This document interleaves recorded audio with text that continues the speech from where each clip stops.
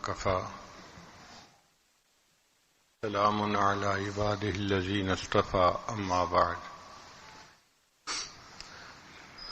حضرت شاہ ولی اللہ محدود دہلوی رحمۃ اللہ نے لکھا ہے کہ اگر کسی وجہ سے زمین ناپاک ہو جائے، اس سے کوئی نجاست آ جائے، تو پاک ہونے کے دو طریقے ہیں. ایک طریقہ تو یہ ہے کہ اتنی بارش برسے کہ بارش کا پانی اس نجاست کو بہا کے لے جائے. جب وہ زمین خشک ہوگی تو پھر پاک کہلائے گی. اور دوسرا طریقہ یہ ہے کہ اس پہ سورج کی دھوپ اتنی پڑے کہ دھوپ نجاست کے نام نشان کو مٹا دے، نہ بو رہے، نہ رنگ رہے، نہ کوئی اثر رہے باقی. اگر دھوپ کی وجہ سے ایسا ہو گیا تو پھر بھی زمین کو پاک کہیں گے. دونوں طریقوں سے. انسان کا دل زمین کی مانند ہے اور اس کے بھی پاک ہونے کے دو ہی طریقے ہیں. ایک طریقہ یہ انسان اتنا ذکر کرے اللہ کا کہ نور کی بارش برسے اور دل کی نجاستوں کو بہا کے لے جائے. اس لیے کثرت ذکر کا حکم.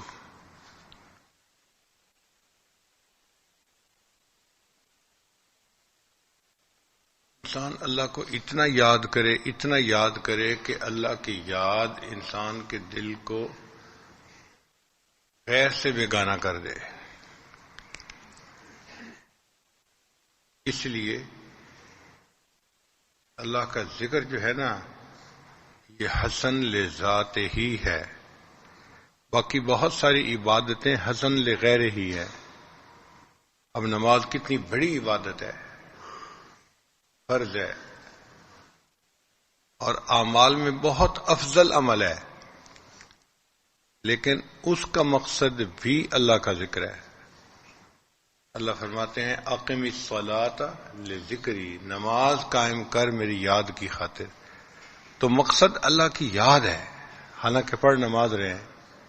اس لیے جس نماز میں اللہ کی یاد نہ ہو وہ نماز نہیں رہتی، اس کو پھٹے کپڑے کی طرح واپس منہ پہ مار دیا جاتا ہے. اللہ فرماتے ہیں مجھے اس کی کوئی حاجت نہیں، تم دنیا کے خیالات میں مگن رہے، لے جاؤ اپنی نماز کو. تو بہت سارے دوست کہتے ہیں جی ہم تو دعوت و تبلیغ میں نکلتے ہیں، وہ تو بڑا اہم کام ہے. ہم مانتے ہیں بہت اہم کام ہے. نبی علیہ السلام کا منصب تھا وہاں دعوت و تبلیغ کا کام، اور ضرور کرنا چاہیے، ہم اس کے حق میں ہیں. لیکن وہ بھی اس لیے اعلیٰ ہے کہ اس کے ذریعے سے اللہ کی یاد دلوں میں آتی ہے. اس کی فضیلت بھی اسی وجہ سے ہے کہ بندے کو ایمان ملنے کا سبب بنتا ہے، اس کے اعمال پہ آنے کا. بندہ غفلت سے نکل کے اللہ کی یاد والی زندگی میں آ جاتا ہے، اس لیے اس کی فضیلت ہے. تو ذکر کی فضیلت کے لیے طلباء اتنا ہی سمجھ لیں کہ یہ حسن لذات ہی عمل ہے. اس لیے جتنا ذکر کریں گے اتنا فائدہ. اور انسان کے دل میں ذکر جب جڑ پکڑ جاتا ہے نا، پھر نکلتا نہیں ہے. کسی پردہ نشیں کی یاد بھی پردہ نشیں نکلی. دل میں آتی ہے تو یہ یاد نکلتی نہیں. کسی پردہ نشیں کی یاد بھی پردہ نشیں نکلی. دل میں ہی رہتی ہے، دل سے باہر. جیسے عورت گھر سے نہیں نکلتی، اللہ کی یاد دل سے نہیں نکلتی.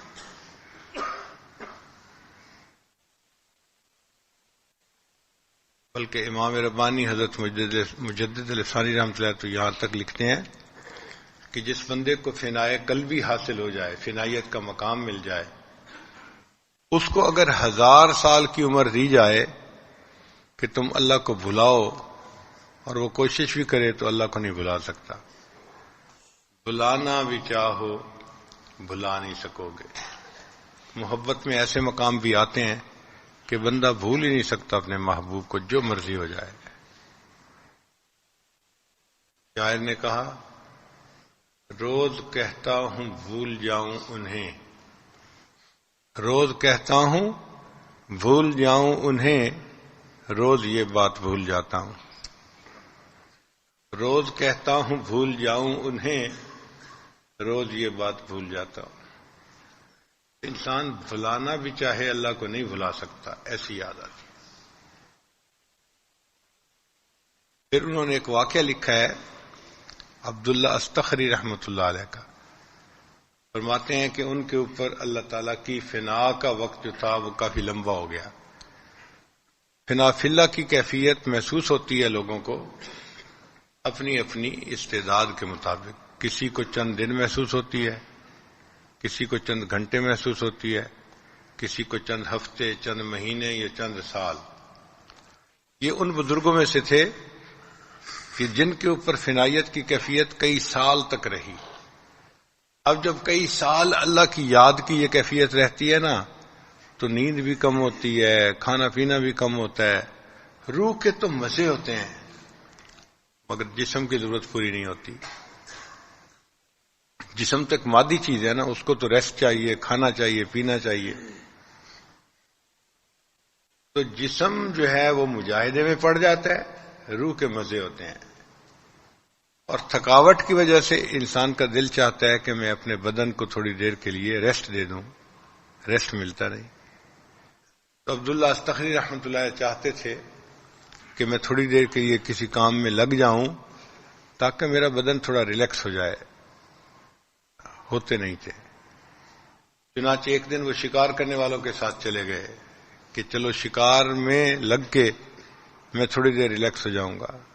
سارا دن شکار والوں کے ساتھ پھرتے رہے مگر اللہ کی یاد اسی طرح دل میں رہی۔ تو فرماتے ہیں کہ شام کو جب لوٹے تو جسم اور تھک گیا پہلے سے بھی زیادہ، ریسٹ جو نہیں ملا۔ تو انہوں نے بیٹھ کے دعا مانگی، اللہ اس شخص کے سب گناہوں کو معاف کر دے جو مجھے ایک لمحے کے لیے تو اس سے غافل کر دے۔ اے اللہ اس شخص کے سب گناہوں کو معاف کر دے جو ایک لمحے کے لیے مجھے تو اس سے غافل کر دے۔ اب غافل ہونا چاہتے ہیں، نہیں ہو رہے، تو یہ کیفیت ہوتی ہے۔ بعض لوگ ہمارے حضرت مرشد عالم رحمۃ اللہ علیہ کی خانقاہ میں آتے تھے تو ان کو نیند نہیں آتی تھی وہاں، نہ دن میں نہ رات میں۔ ایسی بیداری مل جاتی ہے کہ چونکہ نیند غفلت کی بہن ہے نا، غفلت کی کامل قسم نیند ہے، تو جب غفلت ہی ختم ہو گئی تو نیند بھی کم ہو گئی۔ تو کئی دن ان کو نیند نہیں آتی تھی۔ چنانچہ بعض لوگ ایسے بھی تھے جو 2 رکعت نفل پڑھ کے اللہ سے دعا مانگتے تھے کہ اے اللہ مجھے کچھ دیر کے لیے نیند عطا فرما دے تاکہ میرے بدن کو ریلیکسیشن مل جائے۔ اللہ کی یاد دل میں جب آتی ہے تو دل کو بیدار کر دیتی ہے، یہ انسان بیدار قلب بن جاتا ہے۔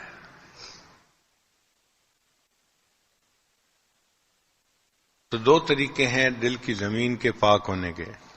ایک تو اللہ کے ذکر کی بارش اتنی برسے کہ نجاست گناہ سب اثر دھل جائے اور دل کی زمین پاک ہو جائے۔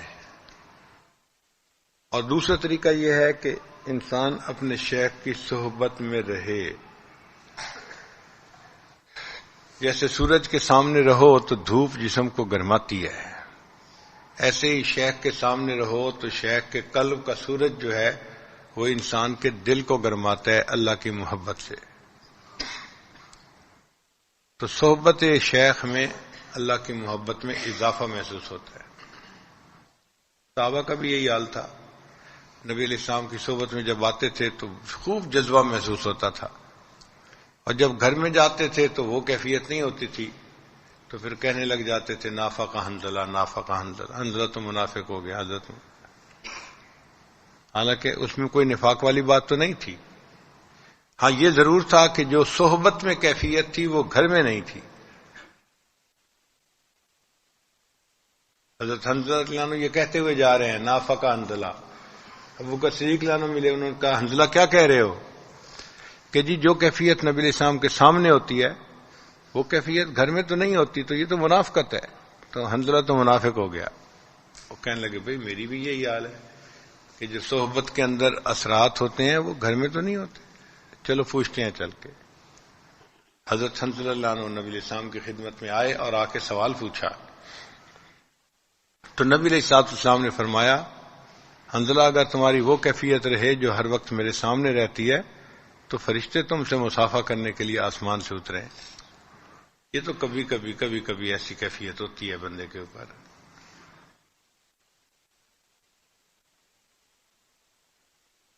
اس کا جواب حضرت مولانا یعقوب نانوتوی رحمۃ اللہ نے بہت اچھا دیا. انہوں نے فرمایا کہ دیکھو سمندر کے اندر پانی ہوتا ہے، لیکن جب مہینے کی 14ویں تاریخ ہوتی ہے نا تو سمندر کے اندر اونچی لہریں، ہائی ٹائیڈ، پانی اچھل اچھل کے جاتا ہے. انسان ان لہروں کو دیکھ کے حیران ہوتا ہے کہ 15 فٹ لہریں اوپر اچھل رہی ہوتی ہیں. ہائی ٹائیڈ اس کو کہتے ہیں. اور جب پہلی تاریخ ہوتی ہے تو بالکل سورج پرسکون ہوتا ہے، سمندر پرسکون ہوتا ہے، لہریں ہوتی نہیں. تو وہ فرماتے تھے کہ دیکھیں سمندر کا پانی تو اتنا ہی ہے، وہ کم زیادہ نہیں ہوتا.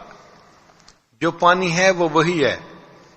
جب چاند سامنے نہیں تو پرسکون ہے، اور جب 14ویں کا چاند سامنے آ گیا تو 15 فٹ اونچی لہریں اٹھ رہی ہیں.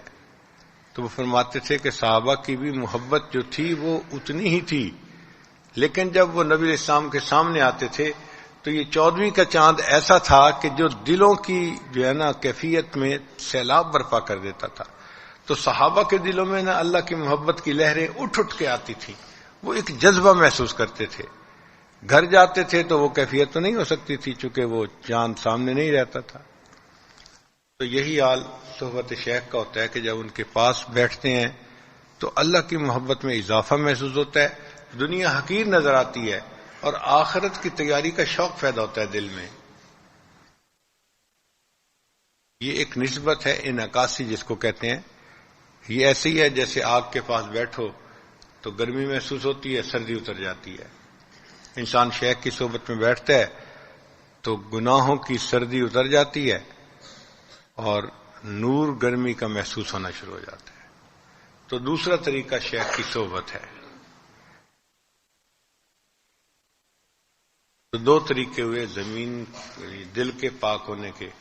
ایک ذکر کی اتنی کثرت کرے کہ اللہ کی رحمت کی بارش برسے اور گناہوں کی میل اور نجاست کو مٹا کے دھو کے رکھ دے. یا پھر شیخ کی صحبت میں انسان اتنا رہے کہ ان کی توجہات انسان کے دل کو مقناطیسیت سے بھر دیں اور دل جو ہے پاک ہو جائے.